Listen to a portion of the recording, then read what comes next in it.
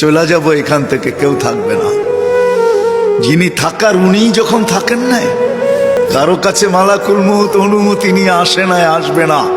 শুধু একজন মুহাম্মদুর রাসূলুল্লাহ সাল্লাল্লাহু আলাইহি ওয়াসাল্লামের কাছে মালাকুল মউত যখন আসছেন, তো আল্লাহ বলছে বন্ধুর কাছে অনুমতি নিয়ে ঢুকবে। অনুমতি দিলে ঢুকবে, নাইলে ফিরে আসবে।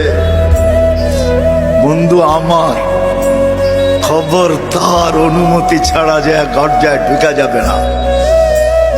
আমাদের কারো কাছে অনুমতি নিয়ে আসবে না, ওনার কাছে অনুমতি নিয়ে গেছেন। তারপরও বলছে শোনো, ঢুকার অনুমতি দিলেই কিন্তু হাত রাইখা দিবা না, আবার অনুমতি নিবা, রাখবা কি রাখবা না। বন্ধু যদি হ্যাঁ বলে তো রাইখো, যদি না বলে তো চলে আইসো। না বন্ধু আমার।